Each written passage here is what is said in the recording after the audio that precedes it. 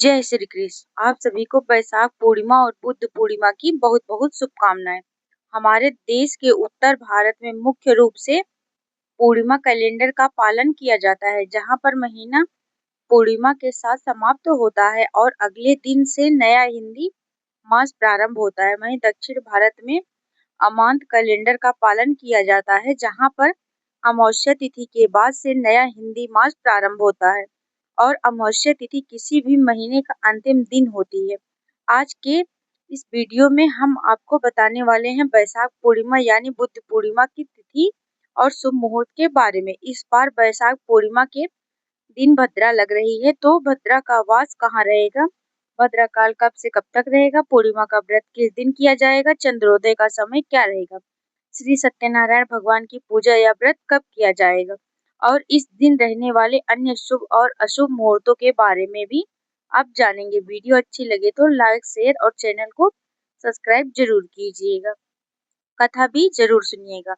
बुद्ध पूर्णिमा तिथि हिंदू धर्म में विशेष मानी जाती है, क्योंकि माना जाता है इस दिन गौतम बुद्ध का जन्म हुआ था। इसी दिन उन्हें ज्ञान की प्राप्ति हुई थी और इसी दिन का महान निवारण भी हुआ था। इस पवित्र दिन में बोधि वृक्ष यानी पीपल के पेड़ की पूजा विशेष विधान से है। इसलिए इस दिन श्रद्धालुओं को सुबह के समय पीपल की जड़ में कच्चा दूध और जल मिलाकर अर्पित करने के बाद शाम के समय दीप जलाने के बाद 7 बार परिक्रमा करनी चाहिए। इस दिन सुहागिन महिलाएं अखंड सुहाग की प्राप्ति के लिए परिवार में सुख समृद्धि की कामना से व्रत रखती हैं। इस व्रत को कोई भी रख सकता है। इस बार बैसाख पूर्णिमा के दिन ही गुरु जयंती भी मनाई जाएगी, जो कि भगवान विष्णु के कुर्म यानी कच्छर अवतार को समर्पित है। हिंदी पंचांग के अनुसार हर साल बैसाख शुक्ल पूर्णिमा को गुरु जयंती मनाई जाती है। मान्यताओं के अनुसार गुरु भगवान की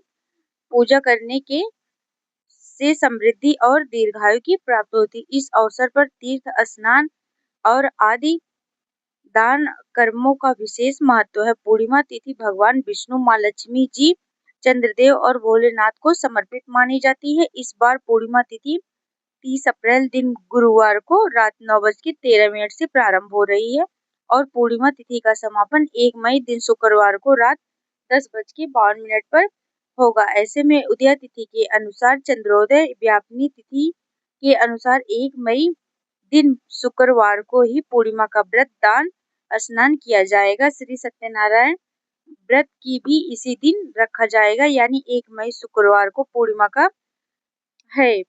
शुक्रवार का पूरा दिन माँ लक्ष्मी जी को समर्पित होता है, इसलिए इस दिन का महत्व और भी अधिक बढ़ जाता है। ब्रह्म मुहूर्त शुक्रवार के दिन सुबह 4:20 से 5:08 तक रहेगा, जो कि सुबह स्नान और मंत्र जाप पूजा पाठ के लिए उत्तम होता है। सूर्योदय होगा सुबह 5:57 पर, सूर्यास्त होगा शाम 6:50 पर। इस दिन सिद्ध योग रात 9:13 तक रहेगा। अमृत काल शाम 6:55 से रात 8:41 तक रहेगा, जिस समय में आप शाम की पूजा को और दीपदान कर सकते हैं। शाम के समय माँ लक्ष्मी जी की पूजा प्रदोष काल में करनी चाहिए, तो अमृत काल में आप माँ लक्ष्मी जी की पूजा कर सकते हैं। अभिजीत मुहूर्त सुबह 11:58 से दोपहर 12:49 तक रहेगा, जिसमें आप श्री सत्यनारायण भगवान की पूजा या कथा का श्रवण कर सकते हैं। राहु काल का समय सुबह 10:30 से दोपहर 12 बजे तक रहेगा